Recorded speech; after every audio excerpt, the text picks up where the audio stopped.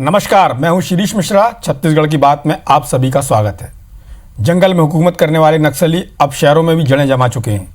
अपने शहरी नेटवर्क के जरिए वो हर जरूरी सामान हासिल कर लेते हैं। लेकिन बीते कुछ दिनों में पुलिस ने एक के बाद एक 12 लोगों को गिरफ्तार कर उनको बड़ा झटका दिया है।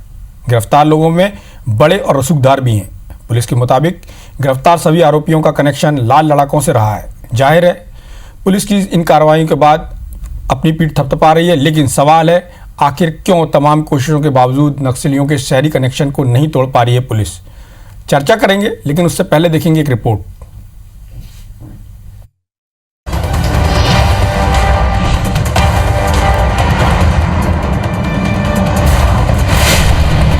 लॉकडाउन में नक्सल नेटवर्क का भंडाफोड़। गिरफ्त में लाल लड़ाकों का शहरी दस्ता। लाल गैंग के शहरी नेटवर्क पर शिकंजा। निश्चित रूप से यह कह सकते हैं कि इतने बड़े लोगों को नक्सली मामले में चिंता का भी विषय है। कांकेर एसपी की ये चिंता वाकई जायज है, क्योंकि नक्सली जिस शातिराना अंदाज में शहरी नेटवर्क के जरिए अपने मंसूबों को अंजाम दे रहे थे, अगर वो पकड़ में न आते तो लाल लड़ाकों के शहरी दस्ते का कभी खुलासा नहीं होता। दरअसल 23 मार्च को लॉकडाउन के दौरान नक्सलियों के लिए ले जा रहे जूता, चप्पल और दूसरे सामानों वाली एक गाड़ी को पुलिस ने पकड़ा। इसके बाद एसआईटी गठित कर इस मामले में पूछताछ की गई। इसके बाद से लेकर अभी तक कुल 12 लोगों की गिरफ्तारी हो चुकी है। ज्यादातर गिरफ्तारी कांकेर से हुई। पुलिस के मुताबिक इनकी गिरफ्तारी से नक्सल नेटवर्क की शहरी चेन टूटेगी। निश्चित रूप से, क्योंकि उनका जो सप्लाई लाइन टूटता है कहीं तो उनको जो सामान के लिए चाहिए, जो ड्रेस चाहिए, जूते चाहिए, सामान चाहिए, आम समेसन चाहिए, तो वो सारी चीज़ें जब फंडिंग हो जाता है तो कहीं कहीं तो नुकसान तो बहुत होगा। नक्सलियों के शहरी नेटवर्क को तोड़ने में पुलिस को उस वक्त बड़ी कामयाबी हाथ लगी जब बिलासपुर में लैंडमार्क इंजीनियर्स कंस्ट्रक्शन कंपनी के मालिक निशांत जैन को गिरफ्तार किया। निशांत कांकेर के नक्सली इलाकों में आमा बेड़ा, अंतागढ़, कोयली बेड़ा, ताड़ोकी और रावघाट में 23 से अधिक सड़कों के निर्माण का काम कर रहा है। इसीलिए पुलिस का मानना है कि नक्सलियों के शहरी नेटवर्क की मुख्य कड़ी निशांत जैन है। इसको अभी गोपनीय तरीके से जांच चल रही है और जो जो लोग इसमें शामिल हैं उन पे कार्रवाई होती जाएगी। सभी पुलिस अधीक्षक और आईजी बस्तर के मार्गदर्शन में वहाँ पे लगातार नक्सल अभियान चला रहे हैं और उसकी समीक्षा यहाँ रायपुर स्तर पर की जा रही है। लगातार नज़र रखी हुई है। निशांत जैन ही नहीं, बल्कि पुलिस ने बीते कुछ दिनों में नक्सली नेटवर्क में शामिल कुछ रसूखदार लोगों को भी गिरफ्तार किया। इसमें राजनांदगांव से ठेकेदार अजय जैन और कोमल वर्मा समेत 5 लोग शामिल हैं, जो पेटी कॉन्ट्रैक्ट में सड़क निर्माण की आड़ में नक्सलियों को पैसा और दूसरे सामानों की सप्लाई कर रहे थे। इनसे पूछताछ के बाद पुलिस ने राजनांदगांव के टोनी भदौरिया को नक्सलियों को जूता सप्लाई करने के मामले में गिरफ्तार किया। इसके बाद पुलिस ने नक्सलियों से ठेकेदारों को मिलवाने वाली मुख्य कड़ी जनपद सदस्य राजेंद्र सलाम और नक्सली कमांडर राजू सलाम के भाई मुकेश सलाम को हिरासत में लिया। ऐसे कई नाम हैं जिनकी पिछले कुछ दिनों में गिरफ्तारी हुई। नक्सलियों के शहरी नेटवर्क को लेकर सियासी गलियारे में सबके अपने अपने तर्क हैं। कांकेर से लेकर बस्तर से लेकर और राजनांदगांव तक और राजधानी तक, तो यदि नक्सली नेटवर्क तोड़ने जाओगे तो देखना कैसे कैसे लोगों के नाम आएंगे। अभी तो बहुत छोटे प्यादे पकड़ में आए हैं। जिस दिन बड़े लोगों पे हाथ डाला जाएगा उस दिन समझ में आएगा कि कौन कौन है पर्दे के पीछे जो इनको सपोर्ट करते हैं। शहरी नेटवर्क के बारे में हमेशा चर्चा होती। जब क्लोज डोर मीटिंग हो रही से तत्कालीन सरकार के समय में, तो भी छत्तीसगढ़ के विधानसभा में हमारे उस समय नेता प्रतिपक्ष रही से बस्तर टाइगर शेर महेंद्र कर्मा जी, वो खूब बोले रही से कि ये जब तक इखर रसद नहीं काटे जाए, और रसद की आपूर्ति कहाँ से होते, शहरी क्षेत्र से ही होते। पुलिस ने एक के बाद एक 12 लोगों को गिरफ्तार किया। नक्सलियों के शहरी नेटवर्क पर शिकंजा कसा है। लेकिन सच ये भी है कि तमाम रणनीति और कोशिश के बावजूद लाल लड़ाकों का पूरा शहरी नेटवर्क अब तक ध्वस्त नहीं हुआ है। कांकेर से अमित चौबे के साथ राजेश मिश्रा, IBC 24, रायपुर। तो चर्चा है लाल गैंग के जो शहरी अड्डे हैं उन पर। इस चर्चा में हमारे साथ मुख्य रूप से भारतीय जनता पार्टी से पूर्व विधायक और बड़े नेता श्रीचंद सुंदरानी जी हैं, कांग्रेस से आरपी सिंह जी हमारे साथ जुड़ रहे हैं और साथ में हमारे साथ बस्तर से वरिष्ठ पत्रकार मनीष गुप्ता जी हैं। गुप्ता जी नक्सली घटनाओं और नक्सली गतिविधियों के बारे में गहरी जानकारी रखते हैं। सबसे पहला सवाल गुप्ता जी आपसे ही कि क्या ये जो नक्सली नेटवर्क की बात की जा रही है, शहरी नेटवर्क की बात की जा रही है, इसमें सबसे मेन मुद्दा ये है, मान लिया कि ये नक्सली नेटवर्क का हिस्सा है, तो क्या आपको लगता है कि वाकई में ये नक्सली नेटवर्क का हिस्सा है या ये मजबूरी में इनको ये काम करना पड़ा क्योंकि ये ठेकेदार हैं, वहाँ इनको काम चलाना है, अधिकारी हैं जिनको वहाँ पे नौकरी करना है, जो नेता हैं उनको वहाँ अपनी नेतागिरी करना है, तो क्या नक्सलियों के दबाव या नक्सलियों के प्रेशर में इन लोगों को ये सब करना पड़ता है या ये वाकई में नक्सली नेटवर्क का हिस्सा है?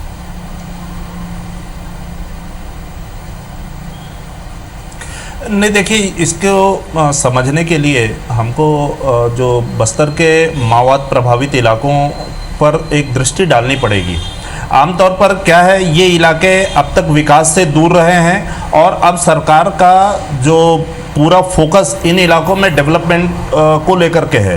पर दिक्कत ये है कि जो इलाके, जिन इलाकों में आप विकास करना चाह रहे हैं, उन इलाकों में आपका प्रशासन नहीं है, आपका सिस्टम काम नहीं कर रहा है। वो माओवाद से प्रभावित इलाके हैं जहां पर नक्सलियों की हुकूमत चलती है, नक्सलियों के इशारे पर काम होते हैं और अगर नक्सली नहीं चाहेंगे तो वो काम नहीं होंगे।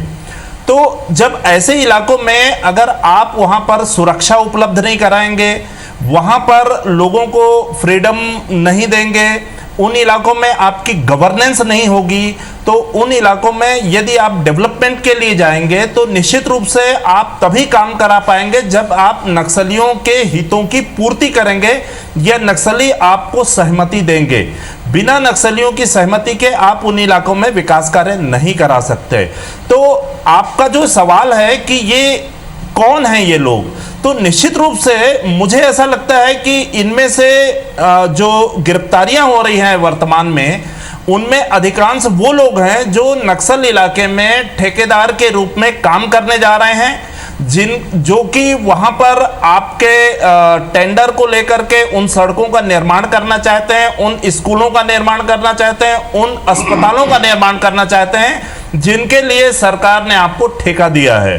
तो अगर ऐसी स्थिति में उनको वहां निर्माण कराना है, आपका पुलिस का प्रोटेक्शन प्रॉपर नहीं है, पुलिस पर्याप्त सुरक्षा नहीं दे पा रही है, गवर्नेंस नहीं है, आपका इंटेलिजेंस नेटवर्क वहां पर फेल है, तो ऐसी स्थिति में उस ठेकेदार की मजबूरी हो जाती है कि वो नक्सलियों को पैसे दे या उनसे डील करे और फिर वो काम कराए। ऐसे बहुत सारे काम बस्तर में चल रहे हैं, लेकिन चुनिंदा लोगों पर कार्रवाई होती है। आज भी बड़ी मछलियां, जो बड़े ठेकेदार हैं और जो बड़े लोग हैं जो वाकई नक्सलियों के लिए विस्फोटक और दूसरी सामग्रियां प्रदान करते हैं, ऐसे लोग पुलिस की पहुंच से दूर हैं। या तो उनको राजनीतिक संरक्षण है या फिर कहीं ना कहीं गुप्ता जी, उनकी भी सिस्टम में भागीदारी है, जिसकी वजह से वो लोग आज पुलिस के चंगुल से बाहर हैं। गुप्ता जी, आपने बहुत अच्छी बात की कि वो बड़े लोग हैं। डॉक्टर रमन सिंह जी ने भी जो बोला उसमें साफ तौर पर उन्होंने बोला कि अभी और बड़े नाम आ सकते हैं। तो आपको क्या लगता है कि बड़े नाम जानबूझ के बचाए जाते हैं, पुलिस भी इसमें शामिल है, या जो भी सत्ताधारी दल होता है या वहाँ का जो प्रभावशाली नेता होता है, हाँ, उसके दबाव में काम होता है, उसकी शह पर काम होता है, या उसके हिसाब से लोग पकड़े जाते हैं? मुझे लगता है इस मामले में नियत का सवाल उठना चाहिए। नियत स्पष्ट नहीं है, सरकार चाहे कांग्रेस की हो या भाजपा की, दोनों सरकारों के समय उन इलाकों में बहुत सारे काम हुए हैं और बहुत सारे लोगों के खिलाफ इंटेलिजेंस की सूचनाएं रही हैं। बहुत सारे विस्फोटक जो जगदलपुर और भानपुरी में पकड़े गए, बहुत सारे नगरनार में विस्फोटक पकड़े गए। आज वो चूंकि वो बड़े प्रभावशाली लोगों के साथ में थे और वो लोग विस्फोटक लाए और उनके खिलाफ जो है आज तक पुलिस की कार्रवाई नहीं हो पाई। तो इससे तो ये स्पष्ट होता है कि कहीं ना कहीं जो रसूखदार लोग हैं वो सिस्टम का संरक्षण उनको मिला होता है। और सरकारों की नियत मैं बहुत स्पष्ट करना चाहता हूं कि सरकार चाहे कांग्रेस की हो या भाजपा की, सरकार को पुलिस और प्रशासन चलाते हैं। पुलिस और प्रशासन की नियत स्पष्ट नहीं है, जिसकी वजह से आज ये लोग शहरी नेटवर्क आज भी अच्छी बात फल है। फूल रहा है मैं आपकी बात और पर इन्हीं के द्वारा दिए हुई विस्फोटक सामग्रियों से हमारे लोग शहीद हो रहे हैं। आपकी बात पर मैं आरपी सिंह जी से सवाल करना चाहूँगा। सिंह साहब, आपका बहुत स्वागत है। जो बात मनीष गुप्ता जी ने कही है उस बात में बहुत दम भी है, और हम भी लगातार देख रहे हैं कि जो कार्रवाइयाँ होती हैं वो चुन चुन कर होती हैं, और यदि जैसा उन्होंने बोला कि इसमें भाजपा और कांग्रेस की बात नहीं है, सरकार की बात नहीं है, जो सरकार को चलाते हैं उनकी नीयत की बात होती है, उनके आपसी संबंधों की बात होती है, क्षेत्रीय नेताओं के प्रभाव की बात होती है। तो क्या आपको लगता है कि आपकी सरकार आने के बाद, जैसा 1.5 साल हो गए हैं, तो इन लोगों पर कार्रवाई होगी? जैसा डॉक्टर रमन सिंह जी ने बोला कि ऐसे लोगों के नाम अब सामने आएंगे, तो क्या सही में नाम सामने आएंगे, या जो शहरी नेटवर्क है, जो लोग दबाव में ये सब सप्लाई कर रहे हैं, उनको कोई पुलिस की तरफ से संरक्षण मिलेगा ताकि वो बेखौफ होकर अपना काम कर सकें और इस तरह के ट्रैप में ना फंसें? हो सकता है कि पुलिस के पास ये सूचना हो और वो पकड़े गए हैं, बिल्कुल सही है, लेकिन वो किन परिस्थितियों में कर रहे हैं ये भी देखना होगा। देखिए, सबसे पहले तो आदरणीय मनीष गुप्ता जी ने जो कुछ कहा उससे सहमति रखता हूं मैं। वो हमारे मित्र हैं और बस्तर संभाग के बहुत ही सीनियर पत्रकार हैं। दूसरी बात जो आपने कही कि रसूखदार लोग बच जाते हैं, सच है ये भी। रमन सिंह जी ने कहा कि बड़ी मछलियां नहीं पकड़ाती, ये उनका अनुभव था। हमारी सरकार को अभी 1.5 साल होने जा रहे हैं। आपने देखा होगा शिरीष भाई, ये पहला मामला है, और जो ठेकेदार आज गिरफ्तार हुआ है वो बस्तर संभाग में 23 अलग अलग स्थानों पर सड़कें बना रहा था। तो कोई छोटा मोटा आदमी तो था नहीं, जिसके अंडर में 3-3 पेटी कंडक्टर काम कर रहे थे। होता क्या था साहब, देखिए, बीजेपी और कांग्रेस की सरकारों का फर्क बताता हूं मैं आपको। जहां स्टूडियो है वही शंकर नगर के पास बीजेपी के एक पूर्व राज्यसभा सांसद के रिश्तेदार के गेस्ट हाउस से नक्सली पकड़ाता है, जो कि यहाँ से हथियार अन्य सामान खरीद कर बस्तर में सप्लाई करता था। उसको पकड़ा जाता है, लेकिन राज्यसभा सांसद के रिश्तेदार से कोई पूछताछ नहीं होती। आप हम सब जानते हैं कि एयरपोर्ट जाते हुए बस्तर संभाग के एक सांसद की गाड़ी को रोककर पुलिस नक्सली गिरफ्तार करती है, लेकिन सांसद महोदय से कोई पूछताछ नहीं होती है। आदरणीय बड़े भाई मनीष गुप्ता जी बहुत अच्छी बात बोल रहे थे कि बस्तर संभाग में बारूद से भरी गाड़ियां पकड़ी गई, पूछताछ शुरू हुई। जैसे ही लगा कि अब पुलिस के हाथ बड़ी मछलियों के गर्दन तक पहुंचने वाले हैं, अनाम फनाम में SIT बना दी गई और वहां की जांच को रायपुर बुला लिया गया। उस SIT की आज तक कभी एक बैठक तक नहीं हुई। ये पुरानी सरकार का नजरिया था साहब। उसमें एक जानकारी और आपको देना चाहूंगा, उसमें सिंह साहब एक जानकारी और देना चाहूंगा, जो लोग पकड़े गए थे वो भी बाद में बाइज्जत बरी हो गए। यानी पुलिस की जो जांच हुई या पुलिस का जो इन्वेस्टिगेशन था वो भी कितना लचर था कि जिनके पास सारी चीज़ें पकड़ी गई थी बाद में वो लोग बाइज्जत बरी हो गए। इससे समझ में आता है कि पुलिस जिन लोगों को पकड़ती बाद में उन सब चीज़ों का क्या हाशर होता है। और ये बात तो सही है कि जो आपने बोला कि पुलिस ने वहाँ रोक के पकड़ा था, सारी चीज़ें एविडेंस था, सब कुछ था, लेकिन किन परिस्थितियों में बाद में वो बचे, ये भी एक जांच का प्रश्न हो, जांच का विषय हो सकता है। क्या होता श्री भाई, क्या होता मैं आपको बताता हूँ क्या होता श्री भाई।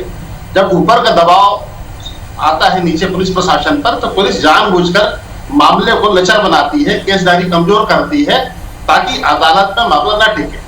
और ऐसा क्यों होता था, इसके पीछे 2 छोटी छोटी बातें आपको बताता हूँ, उसके बाद अपनी समाप्त करूंगा मैं। आप याद कीजिए, आपके लाइब्रेरी में आज भी वो फुटेज होगी जिसमें बस्तर संभाग में डॉक्टर रमन सिंह ने कहा था कि नक्सली छत्तीसगढ़ महतारी के सच्चे सपूत हैं, हमारे सामने आ जाए गले लगा ले। जब नक्सलियों को आप सपूत कहते हैं तो यानी जो सुरक्षा बल के जवान वहां तैनात हैं अपने आप कपूत हो जाते हैं। दूसरा, उनके पुत्र जो कि सांसद भी थे नांदगांव से, उनका एक वीडियो है वो भी आपने सुना होगा जिसमें वो नक्सलियों को शहीद का दर्जा दे रहे हैं।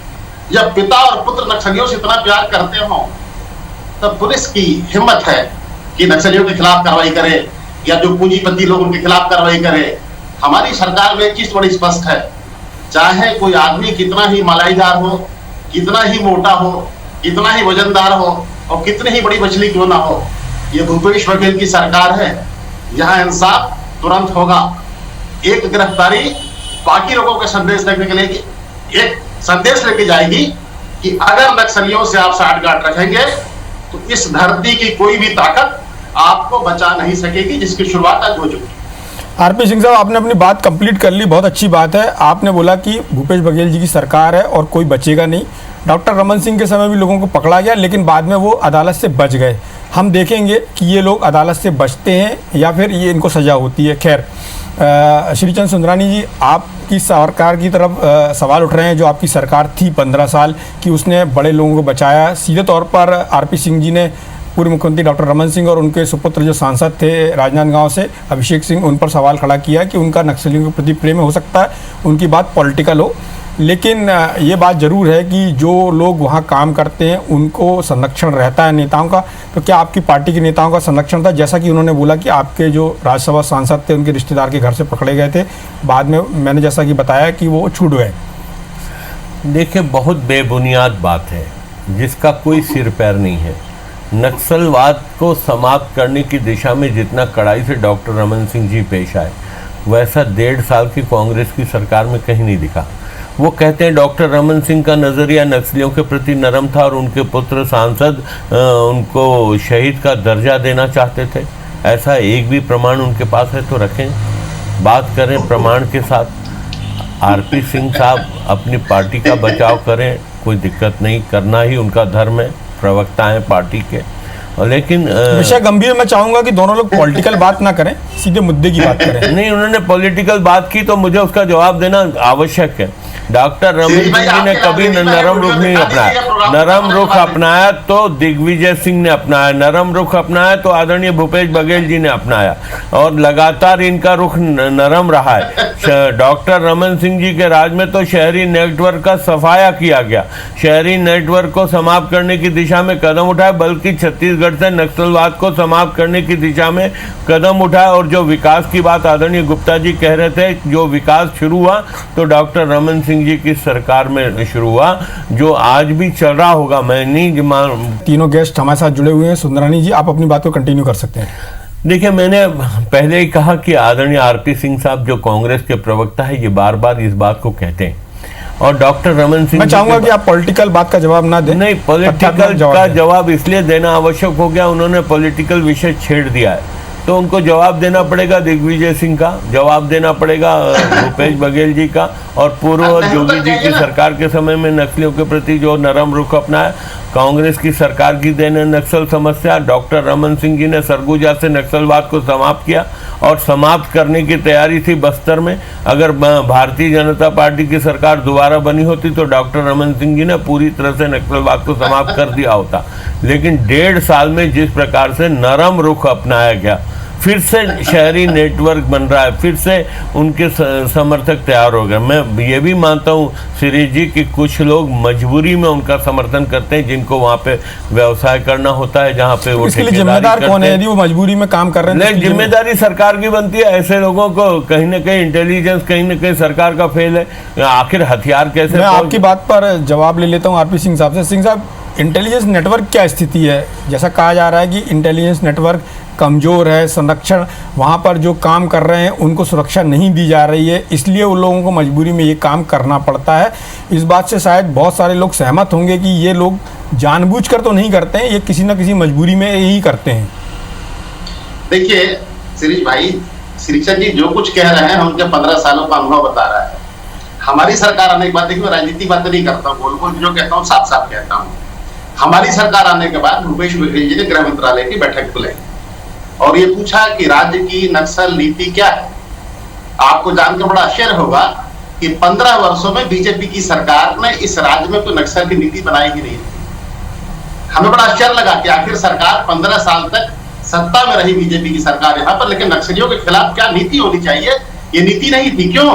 क्योंकि नक्सलियों से प्यार है आपको, सपूत है आपके लिए। हमने क्या कहा? हमारी एक ही नीति। पहले दिन हमने तय कर दिया कि हम नक्सलियों से बातचीत नहीं करेंगे, हम नक्सलवाद से पीड़ित और जो प्रभावित लोग उनसे बातचीत करेंगे। और नक्सली अगर मुख्य धारा में आना चाहते हैं संवैधानिक और कानूनी प्रक्रियाओं के तहत, तो आप आ जाइए, मुख्य धारा में आपका स्वागत है। अगर आप नहीं आएंगे तो छाती पे गोली खाएंगे, जैसा कभी हुआ मदनवाड़ा में। आपने देखा 4 दिन पहले एक हमारा जाबाज थानेदार शहीद हुआ, लेकिन 15 लाख के इनामी 4 नक्सलियों को धूल चटा दी, जिसमें 8 लाख का डीवीसी मेंबर अशोक भी शामिल था। तो ये हमारी सरकार है साहब, यहाँ पर कोई ढिलाई होने वाली नहीं है। मुख्य धारा में तो आ जाइए, कानून का पालन कीजिए, आपका स्वागत है। नहीं तो गोली खा के मरने के लिए तैयार रहिए। गोली खाने वाली बात तो ठीक है आरपी सिंह साहब, पर यह बताइए कि आपकी सरकार के कार्यकाल में ये नक्सलवाद समाप्त होगा छत्तीसगढ़ से, जैसा कि सुंदरानी जी ने बोला, डॉक्टर रमन सिंह ने सरगुजा क्षेत्र से नक्सलवाद को समाप्त किया। तो क्या उम्मीद करूं कि भूपेश बघेल की सरकार जो है वो अपने कार्यकाल में नक्सलवाद को बस्तर से समूल नाश करेगी? शिरीष भाई, जब रमन सिंह सरकार आए तो बस्तर के 3 विकास खंडों में नक्सलवाद था, और रमन सिंह के आशीर्वाद से फैलते फैलते 15 जिलों तक पहुंच गया, जिसमें उनका गृह जिला का वर्धा भी शामिल हो गया। ये नक्सलवाद के प्रति उनका प्यार था। आप देखिए, हमारी सरकार आने के बाद नक्सलवाद जो है सिमट कर सिर्फ 2 जिलों में चला गया है। एक बहुत छोटा सा हिस्सा सुकमा का, और एक बहुत छोटा सा हिस्सा बचा सुकमा का। अपना कल सुकमा का बहुत छोटा हिस्सा, अपना कल जो बचता बीजापुर का। बीजापुर में भोपालपट्टनम से लेकर अंतिम जो बॉर्डर है उसका नाम है तारलागुड़ा। जहां तक रमन सिंह 15 साल में सरकार नहीं बना पाए, हमारी सरकार ने वहां पर टेंडर की प्रक्रिया शुरू कर दी है। और आपके माध्यम से दर्शकों को बताना चाहूंगा कि 55 करोड़ की लागत से 31 किलोमीटर की सड़क पर हम बहुत जल्द डामरीकरण करने जा रहे हैं। उसके बाद बीजापुर जिले में नक्सलियों को भागने के लिए जगह नहीं बनेगी, बस्तर छोटा पड़ जाएगा नक्सलियों के लिए। और जो आपने कहा वो बहुत अच्छी बात कही, मैं आपको पूरा विश्वास दिलाता हूं और आपके दर्शकों को विश्वास दिलाता हूं कि भूपेश बघेल सरकार के बचे हुए 3.5 साल के कार्यकाल में नक्सलवाद को हम जड़ से उखाड़ फेंकेंगे। क्योंकि नक्सलवाद की सबसे बड़ी किसी ने कीमत चुकाई है तो हमने चुकाई है।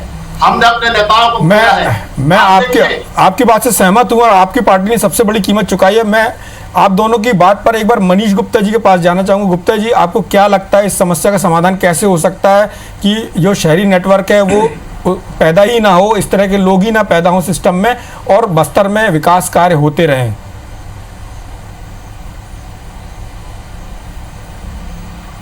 देखिए, बस्तर में माओवादियों के लिए तो बहुत सारे नेटवर्क हैं, शहरी नेटवर्क, ग्रामीण नेटवर्क, सरकारी नेटवर्क, राजनीतिक नेटवर्क, बहुत सारे नेटवर्क हैं। पर मैं बहुत संक्षिप्त उत्तर चाहूंगा, एक्चुअली में टाइम बहुत कम बचा है। सिंह साहब ने एक बात जो कही कि नक्सल नीति बननी चाहिए। सरकार को स्पष्ट रूप से ये बनाना चाहिए कि नक्सलियों के खिलाफ हम क्या कार्रवाई करना चाह रहे हैं, और जिन इलाकों में आप डेवलपमेंट करना चाहते हैं बहुत अच्छी बात है। इस पूरी चर्चा से कम ये बात तो निकल कर रहा है कि नक्सलवाद पर एक नीति की जरूरत है। जब तक वो नीति नहीं बनेगी तब तक इस तरह की चीजें सामने आती रहेंगी। आप सभी ने चर्चा में भाग लिया, इसके लिए आप सभी का बहुत बहुत धन्यवाद। नमस्कार। जी नमस्कार।